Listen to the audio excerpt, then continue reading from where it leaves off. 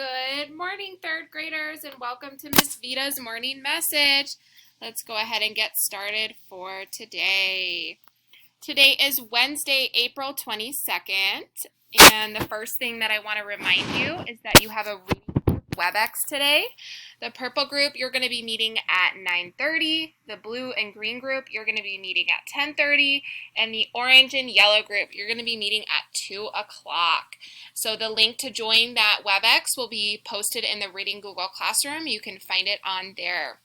We're going to be reading a realistic fiction story, and after you will have a graphic organizer that's in the Google Classroom that you can write directly on, and then you can turn it in on there. All right, the next thing that I wanted to go over with you is that for science today, you have a new lesson. It's a fun one. It's about whether or not you can outrun a dinosaur. And then after you watch that video lesson, then you're going to complete some questions in the Science Google Classroom, and that is not due until Friday. So if today is not a good day for you to do that science activity, then you can choose to do it tomorrow or on Friday, but it is due Friday.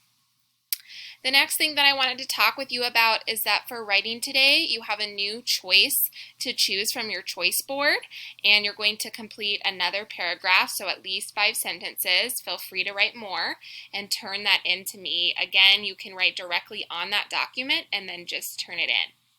Yesterday, I went ahead and looked at a lot of your paragraphs that you had turned in. I only saw a couple people turn those in, so nice job, friends, those of you that were able to complete that. And I really enjoyed reading about the different choices that you chose to write about. It was really fun for me, and I actually returned that assignment to you on there and wrote you a little comment. So check that out too. Another thing I wanted to go over with you is that for Miss Vita's math group, you are watching a YouTube video today on your lesson.